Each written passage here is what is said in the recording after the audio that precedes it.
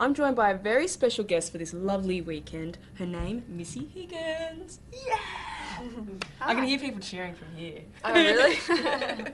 So what's it like to wake up at 8:30 in the morning? It's hard. Yes.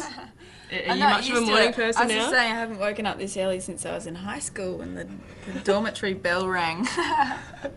To wake you up, was there people kind of coming down the hallways and kind of whacking with Whacking on sticks? the door, and no.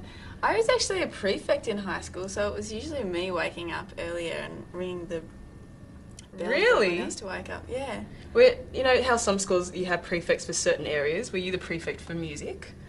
I was actually. Yeah, I was Right. the house music captain. It was my job to get everyone, get like house choir organised and get them all to sing a song for the end of year house music competition. Right. And yeah. Did you kind of get everybody together and kind of tell people to sing certain parts and things? Were you Yeah. involved in that in And depth? it's so cringeworthy, but the song that I chose for them all to sing was that We Are One? We are many. Very passionate. I know. I was feeling very patriotic at that stage of my life. Loved your school. Oh, I don't know. We'll talk more about your school later. But weird question, what's your favourite breakfast cereal? That is a weird question. Muesli. I have bircher muesli every morning. I make it. You make it the night before? Yeah. Really? It's my, for the last 6 months, that's what I've been doing. And growing a up neat at thing. school, was there something like kind of cheap and easy? Oh. Frosty fruits? I don't know. We just used to go. Well, because I went to boarding school, we used to go to the food hall and just get like disgustingly sloppy scrambled eggs and. Oh, nice. Yeah. The joys of grammar school, people. Yeah. And nice. boarding. But we'll talk more about that soon. You being at Geelong Grammar School Yeah. and the yucky food and all that sort of No, jazz. it wasn't too bad. I don't want to give that school a really bad. Oh, name. no. They're still alright. Mass-produced food, it can never be that good, I guess. Yeah, but, being at a boarding school, how often did you get to see your parents then? Probably, I think it was a few times a term you're allowed to go home. Yeah, I mean, right. it wasn't, my parents were from Melbourne, so it wasn't very far away. It was like an hour's drive away, but, yeah, we only got to go home a few times a term. So and then what- on the holidays. Right. So then what was lifestyle like? Were you kind of geared more towards the beach then on weekends, or did you head back into the city? On weekends. We just used to... Actually, to tell you the truth, most weekends I kind of spent in the music school playing piano.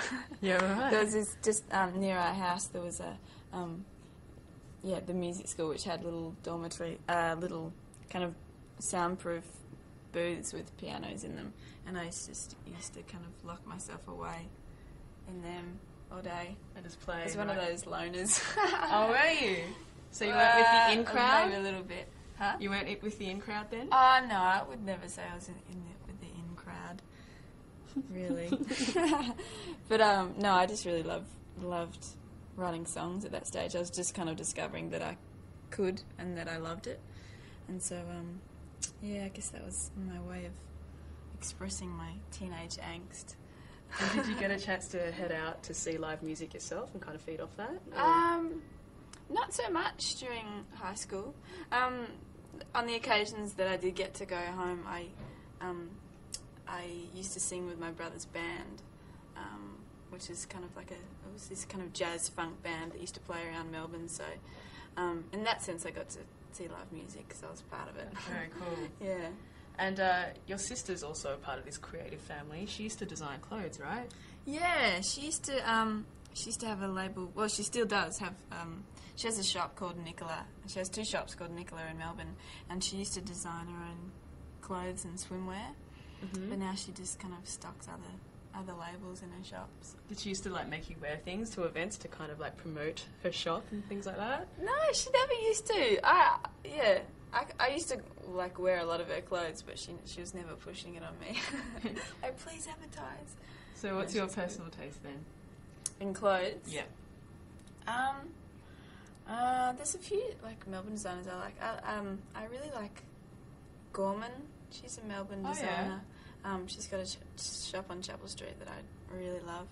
And Actually, a friend of mine, Lou Phillips, owns a shop on Chapel Street called Phillips as well. Oh, and yeah. there's They've got really nice dresses there. yeah, they're great. They've got a whole lot of different labels as well. Mm. And of course, my sister's shop. And there's a label called TL Wood in Melbourne that I really like as well. It's Teresa Liana and Chris Wood. It's got really beautiful clothes in there. Yeah, that's a really diverse mix there. Like, before you got your record deal, you went away and actually went backpacking for a while. Yeah. Was that kind of like your post-VC gap year? Pretty much. Yeah, there was quite a lot of people from my year actually doing the same thing, going backpacking or just going travelling before they went to uni. Yeah. I was just kind of doing it before I went into the music industry, I guess. That was my equivalent of that. But yeah, my friend and I had kind of saved up, for about a year working whenever we could during the holidays and on the weekends. And yeah, we were just really excited about it. And so it was something that I really wanted to do, go travelling around Europe and just explore the world. So whereabouts in Europe did you go? We went to Spain and Italy, France, Switzerland, and the UK. Favourite spots of that mix? They're all just so amazing in their own different ways. I think San Sebastian in Spain, we had the best time. We ended up being taken on this little trip by one of the locals to this village up in the Basque country, and it was a full moon festival, and the whole town was out on the streets just doing donkey races and dancing around the bonfire, and there was live music and dancing going on. Wow. It was just so amazing, and they'd never seen tourists before. Like, no one ever visits this town, so they were all just kind of coming up to us and wanting to talk to us and buy us drinks, and it was really amazing. And donkey races, right? Did you get to bet on a donkey? No, we didn't really understand what was happening. We just arrived and there was people whacking donkeys down the main street and just cheering each other, and it was really fun. We just kind of were observing all night. And you did the whole hostel thing, but coming from where you're from now, you've done a lot of travelling yourself. Could you ever go back to that kind of a backpackery, sharing communal hostel lifestyle? I mean, I said it before, actually. I'd like to think that I could, but it's kind of hard. It's kind of hard when you've been staying in nice hotels for a few years. Yeah, room service and getting your sheets changed and stuff. But I'd definitely like to do it again. I might see if I can do the hostel thing. I don't know if I can stand the flea bites again, though. And the other people snoring, perhaps. Yeah, exactly, and having to lock up your bags. Yeah. It's an experience, though. You got to do it. Absolutely.